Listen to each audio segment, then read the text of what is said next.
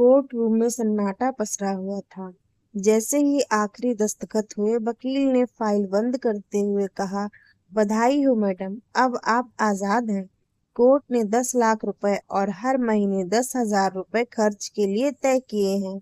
अब तो खुश होंगी? सिया ने हल्की सी मुस्कान दी।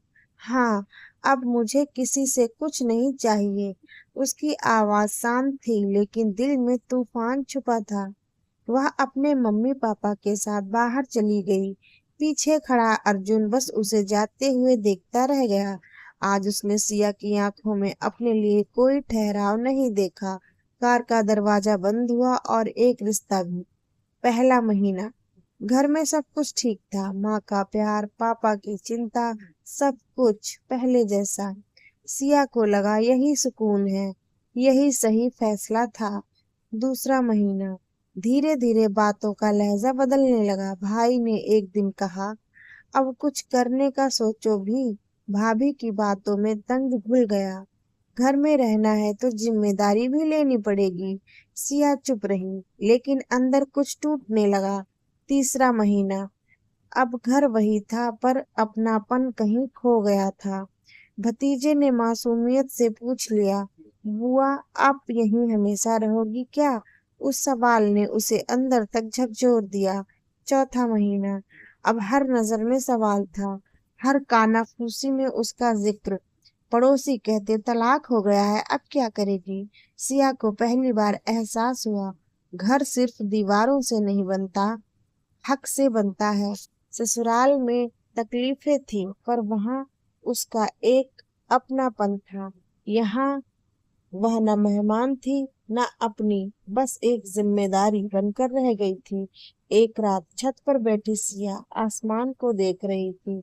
उसने खुद से पूछा, पैसे मिल गए, आजादी मिल गई, लेकिन क्या मैंने अपना घर खो दिया? आंसू चुपचाप बहने लगे।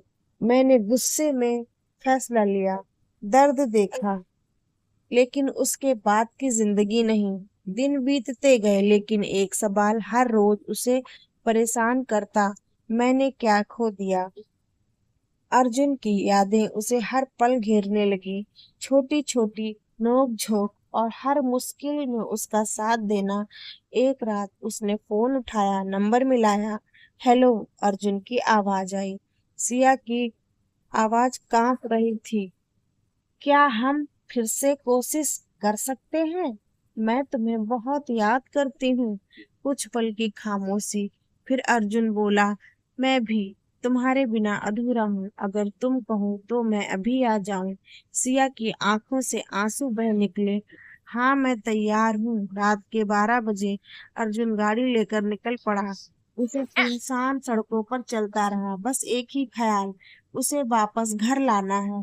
सुबह 5 बजे वह दरवाजे पर खड़ा था। सिया बाहर आई, चेहरे पर शर्म, आंखों में सुकून। दोनों ने कुछ नहीं कहा, क्योंकि जो कहना था वो दिल समझ चुका था। सिया ने अपना बैग उठाया और उसके साथ चल दी। कार आगे बढ़ी। इस बार सिर्फ रास्ता नहीं बदला, जिंदगी बदल से जुड़ गई थी। दोस्तों, रिश्ते अक्सर टूटते नहीं, बस उन पर अहंकार और समय की धूल जम जाती है। अगर सही वक्त पर उसे साफ किया जाए, तो वही रिश्ता फिर से चमक उठता है। क्योंकि कुछ फैसले जिंदगी बदल देते हैं और कुछ फैसले जिंदगी बचा लेते हैं। धन्यवाद।